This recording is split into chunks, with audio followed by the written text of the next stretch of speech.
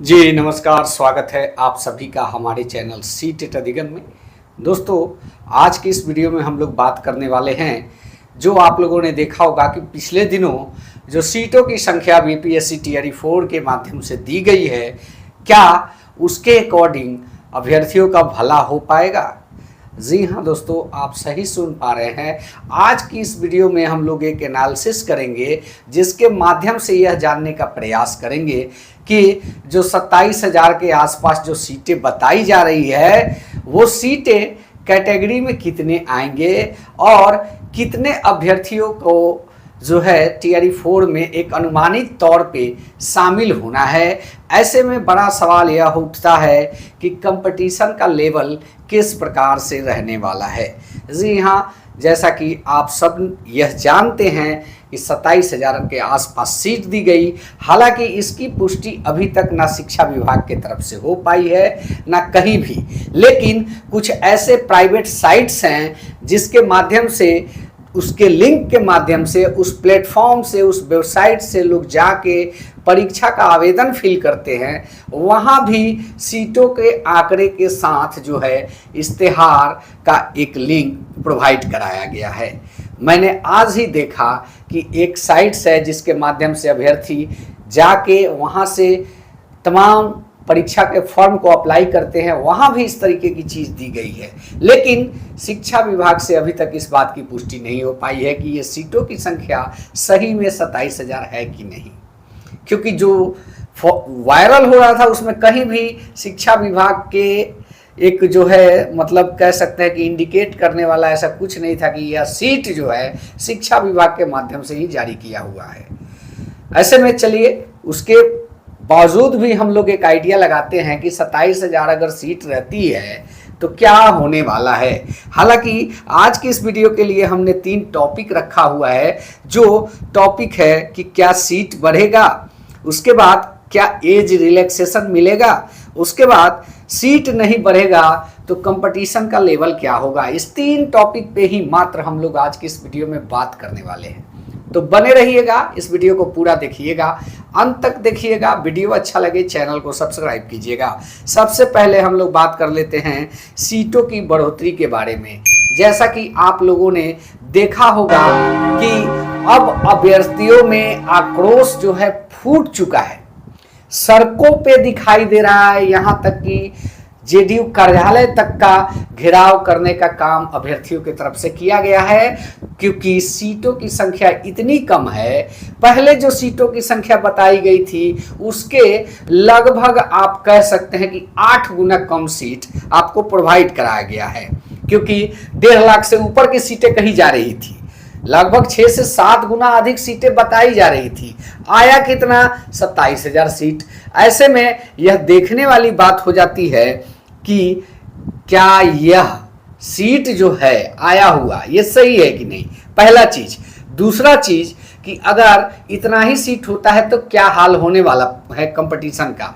तीसरा चीज कि अभ्यर्थी जो लगातार अपने आक्रोश को लेकर अब जो है उनका संयम का बांध टूट चुका है, सड़कों पे उतर गए हैं, तमाम नेताओं के कार्यालय का चक्कर लगा रहे हैं, उनके दरवाजे पे बैठ के धरना देने तक का काम कर रहे हैं। और इसमें क्या सरकार जगेगी? क्योंकि चुनावी माहौल है, जगना लाजमी है, सीटों की संख्या बढ़नी भी लाजमी है, ऐसा अनुमान हम और आप लगा सकते हैं। लेकिन वास्तव में क्या बढ़ेगा, ये एक बहुत बड़ा सब्जेक्ट होने वाला है सीटों को लेकर। उम्मीद तो है कि 80% तक चांस है, मान के चलिए कि जिस प्रकार से अभ्यर्थी आक्रोशित हुए हैं उसको ध्यान में रखकर अगर विभाग या फिर मंत्रालय कार्य करती है तो निश्चित रूप से सीटों की संख्या बढ़ेगी। लेकिन सीटों की मांग होनी कितनी चाहिए?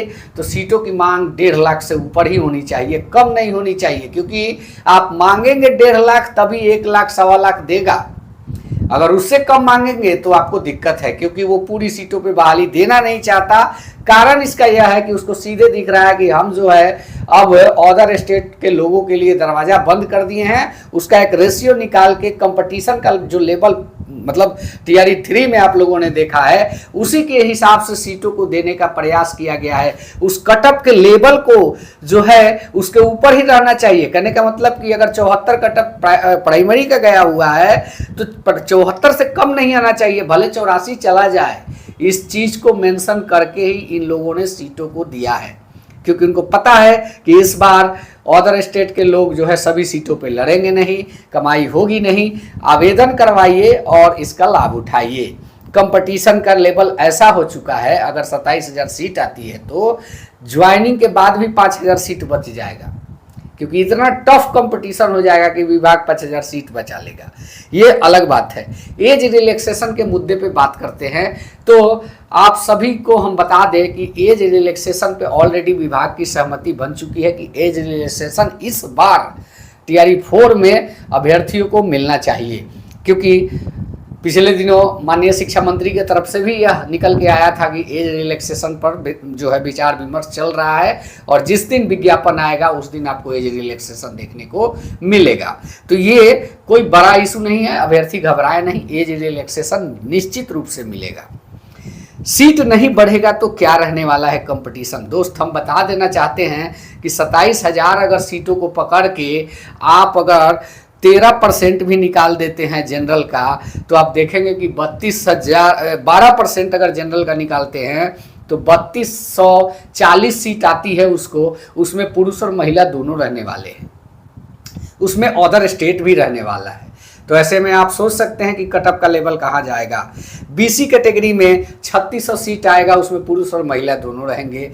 अगर जनरल का कटअप हाई जाता है, क्योंकि जनरल में कटअप हाई जाने का मतलब यह हुआ कि कैटेगरी के लोग भी अच्छे नंबरों से जाते हैं, जनरल में फाइट करते हैं। अगर वहां पे कटअप हाई रहा तो निश्चित वो कैटेगरी के अभ्यर्थी अपने जो है आरक्षित वर्ग उसमें आएंगे। तो स्वाभाविक है कि अगर वो उसमें आएंगे तो कटअप कैटेगरी का भी, यानी कि बीसी कैटेगरी जो है 1 2 उस दोनों में आपको देखने को मिलेगा। हाँ, कहाँ पे ज़्यादा कंपटीशन नहीं रहेगा तो एसटी एससी वाले में कंपटीशन, जैसा कि आप शुरू से आप लोग जानते हैं कि वहाँ कंपटीशन कम रहेगा। लेकिन कटअप और कंपटीशन टफ रहने का बहुत सारा रीजन है। पहला तो अभ्यर्थी कम नहीं है। टीआरई 3 तक आपने देखा कि एनआईएस के लोग नहीं थे, लेकिन इस बार वो भी रहने वाले हैं। यूपी या अदर स्टेट जो भी कह ले, वहाँ के लोग जितने आवेदन करते हैं, टीचर ट्रेनिंग जो किए हैं, सीटेट क्वालिफाई हैं, जो इस उम्मीद से जरूर निश्चित रूप से फॉर्म भरेंगे, कंपटीशन में वो भी रहेंगे, क्योंकि जनरल में वो फाइट करेंगे, कंपटीशन टफ होगा, तो कैटेगरी के लोग अपने कैटेगरी में फाइट करेंगे, कंपटीशन कैटेगरी में भी टफ होगा। और इस बार एनआईएस के रहने से उसमें भी एक से एक मेधावी छात्र हैं, वहाँ भी कंपटीशन टफ होगा।